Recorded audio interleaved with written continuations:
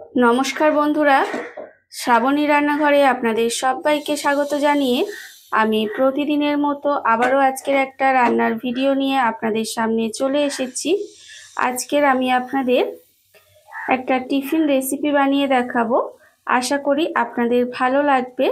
তার জন্য কিন্তু আমার পুরো ভিডিওটা আপনাদের দেখতে হবে। আর দেখা শুরু করার আগে একটা লাইক দেবেন, সুন্দর একটা কমেন্ট করবেন আর শেয়ার করতে ভুলবেন না। তাহলে চলুন আজকের আমি এই টিফিন রেসিপিটা কিভাবে বানাই সেটা আপনারা একবার দেখে নিন। টিফিনটা বানানোর জন্য প্রথমে আমি এখানে দেখুন একটা বড় সাইজের বাটি নিয়ে নিয়েছি। এইবারে আমি এর মধ্যে দিয়ে দেব প্রথমে ময়দা। এখানে কিন্তু এক বাটি আমি ময়দা দিয়ে দিলাম। যে বাটির এক বাটি আমি এখানে ময়দা দিলাম সেই বাটিরই কিন্তু এখানে হাফ বাটি আমি সুজি দিয়ে দেব। দেখুন এখানে কিন্তু যে পরিমাণ ময়দা দিয়েছি তার হাফ কিন্তু সুজি দিয়েছি। এইবার আমি এর মধ্যে দিয়ে দেব নুন। এখানে কিন্তু আন্দাজ মতো নুন দিয়ে দেব। নুন দিয়ে এবার এটাকে খুব ভালোভাবে কিন্তু মিশিয়ে নিতে হবে। প্রথমে কিন্তু এই ময়দার সঙ্গে সুজিটা খুব ভালোভাবে মিশিয়ে নেব।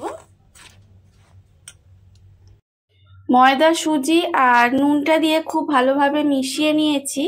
এবারে আমি এর মধ্যে দিয়ে দেব একটা ডিম।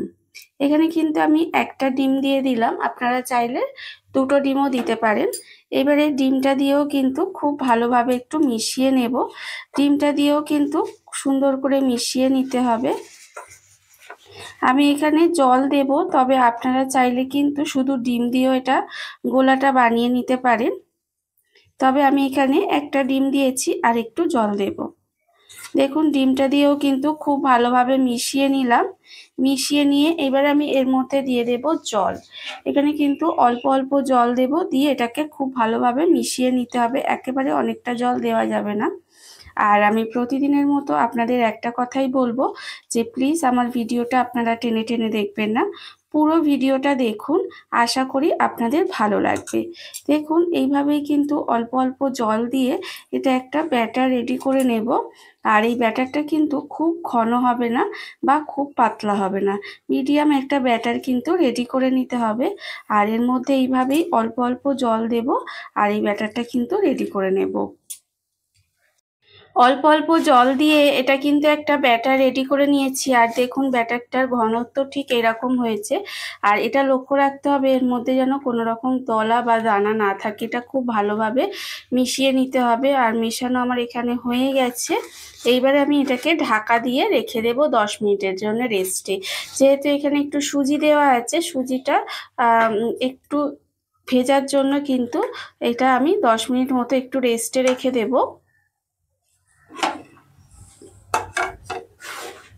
10 মিনিট মতো আমি এটা ঢাকা দিয়ে রেখে দিয়েছিলাম। তারপরে আমি দেখাচ্ছি আপনাদের। দেখুন এটা কিন্তু অনেকটাই ঘন হয়ে যাচ্ছে, দেখতেই পাচ্ছেন আগের থেকে একটু ঘন হয়ে গেছে। এইবার আমি এর মধ্যে দিয়ে দেব প্রথমে গাজর কুচি। এখানে কিন্তু আমি একটা গাজরকে একদম এইভাবে সরু সরু করে কেটে রেখেছিলাম, সেই গাজর কুচিটা এখানে দিয়ে দিলাম।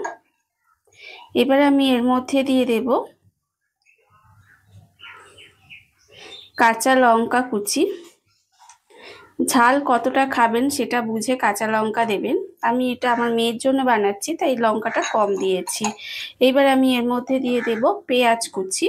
এখানে একটা বড় সাইজের পেঁয়াজকে এইভাবে ছোট ছোট করে কুচি করে রেখেছিলাম, সেটাও কিন্তু আমি এর মধ্যে দিয়ে দিলাম। দিয়ে এবার এটাকে খুব ভালোভাবে সমস্ত কিছুর সঙ্গে মিশিয়ে নেব। খুব ভালোভাবে কিন্তু এটাকে মিশিয়ে নিতে হবে। আর আমার চ্যানেলে নতুন বন্ধু, পুরনো বন্ধু সবাইকেই বলছি আমার তরফ থেকে অনেক অনেক ভালোবাসা। আর পুরনো বন্ধুদের বলছি এইভাবে আমার পাশে থাকার জন্য, আমাকে ভালোবাসা দেওয়ার জন্য, আমাকে এগিয়ে যেতে সাহায্য করার জন্য আপনাদের অসংখ্য অসংখ্য ধন্যবাদ জানাই। আর নতুন বন্ধুদের বলবো যারা আমার চ্যানেলটা সাবস্ক্রাইব করছেন তারা পাশে থাকা বেল বাটনটা অবশ্যই প্রেস করে দেবেন, যাতে আমি যখনই নিত্য নতুন ভিডিওগুলো আপলোড করব সবার প্রথমে আপনাদের কাছে নোটিফিকেশান চলে যাবে এবং আপনারা আপনাদের সময় মতো ভিডিওগুলো দেখে নিতে পারবেন।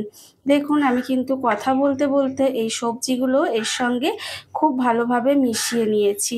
এই সবজিগুলো যদি দেওয়া হয় তাহলে হেলদিও হবে এবং টেস্টিও হবে, খেতেও ভীষণই সুন্দর হয়। খুব কম সময়ে টিফিনটা বানানো হয়ে যায় আর খেতে কিন্তু ভীষণ ভালো লাগে। দেখুন এইভাবে কিন্তু আমি এখানে গাজর আর পেঁয়াজ কাঁচা লঙ্কা দিয়ে খুব ভালোভাবে মিশিয়ে নিয়েছি। আমি এখানে গাজর পেঁয়াজ কাঁচা লঙ্কা দিয়েছি, আপনারা আপনাদের ইচ্ছা মতো সবজি কিন্তু এর মধ্যে ব্যবহার করতে পারেন। দেখুন এটা মেশানো হয়ে গেছে, খুব ভালোভাবে কিন্তু এটা মিশিয়েই নিয়েছি। এইবারে অন্যদিকে দেখুন আমি এখানে গ্যাসটা অন করে একটা ননস্টিকের তাওয়া বসিয়ে দিয়েছি আর সেটা কিন্তু এখানে গরম হয়ে গেছে। এবারে খুব অল্প আমি এর মধ্যে তেল দিয়ে দেব, খুব বেশি তেল দেওয়ার কিন্তু দরকার নেই, অল্প সামান্য একটু তেল দিয়ে দিলাম। দিয়ে তেলটা কিন্তু খুব ভালোভাবে এটা খুব ভালোভাবে চারিদিকে মাখিয়ে নিতে হবে। একদম সুন্দর করে অল্প তেল দিয়ে চারিদিকে মাখিয়ে নিলাম। এইবারে আমি এর মধ্যে দিয়ে দেব অল্প অল্প ব্যাটার। হাতায় করে অল্প অল্প ব্যাটার নিয়ে এর মধ্যে এইভাবে দিয়ে দিতে হবে। দিয়ে এইভাবে কিন্তু একটু ছড়িয়ে দেব। দেখুন এইভাবে ছড়িয়ে একটু গোল করে দিলে এটা দেখতেও ভালো লাগবে। এইভাবে হাতায় করে করে কিন্তু চারিদিকটা সমান করে দিতে হবে। চারিদিকটা আমার সমান করা হয়ে গেছে। এইভাবে যাতে গোল হয়ে যায় একটু সেটা লক্ষ্য রাখতে হবে। এইবারে আমি এর মধ্যে ঢাকা দিয়ে দেব, একেবারে গ্যাসটাকে লোতে দিয়ে দেব, দিয়ে ঢাকা দিয়ে কিন্তু এইভাবে একটু সময় রান্না হতে দিতে হবে। 1 মিনিট মতো এইভাবে একটু ঢাকা দিয়ে আমি কিন্তু এটা রান্না হতে দিয়েছিলাম। যখন দেখবেন এইভাবে একটু ওপরটা শুকনো শুকনো হয়ে আসবে তখন কিন্তু এটাকে খুলে এইভাবে একটু উল্টিয়ে দেব। ঢাকা দিয়ে করলে কি হবে, ভিতরে যে সবজিটা দেওয়া আছে সেটাও কিন্তু খুব ভালোভাবে সেদ্ধ হয়ে যাবে। সেই জন্য কিন্তু এইভাবেই একটু ঢাকা দিয়ে দিয়ে রান্নাটা করে নিতে হবে, মানে টিফিনটা বানিয়ে নিতে হবে। দেখুন আবারও কিন্তু একটু সময় ঢাকা দিয়ে দিলাম, উল্টে দিয়ে ঢাকা দিয়ে আবারও একটু রান্নাটা হতে দেব। আর আপনারা যারা এতক্ষণ পর্যন্ত দেখছেন অথচ একটা লাইক দিতে ভুলে গেছেন তাদেরকে বলছি প্লিজ একটা লাইক দিয়ে দেবেন। দেখুন আমি কিন্তু এইভাবে ঢাকা দিয়ে আরেকটু সময় উল্টো পিঠটাও রান্না হতে দেব। উল্টো পিঠটাও কিন্তু আমি ঢাকা দিয়ে আরেকটু সময় এইভাবে রান্না করে নিয়েছি। এর ফলে দেখুন দু পিঠটাই কিন্তু খুব সুন্দরভাবে কুক হয়ে গেছে। দেখতেই পাচ্ছেন কত সুন্দর হয়েছে। এইভাবে উল্টিয়ে পাল্টেই কিন্তু রান্নাটা করে নিতে হবে, মানে টিফিনটা বানিয়ে নিতে হবে। কত সুন্দর একটা টিফিন রেডি হয়ে গেছে আপনারা দেখতেই পেলেন। এবার এটাকে আমি আলাদা করে তুলে রেখে দেব। আলাদা করে আমি কিন্তু এটাকে তুলে রেখে দিলাম। আর আবারও কিন্তু খুব সামান্য একদম অল্প ছিটে ফোটা তেল কিন্তু এর মধ্যে দেব। দিয়ে আবারও তেলটাকে খুব ভালোভাবে তাওয়ার মধ্যে লাগিয়ে নেব।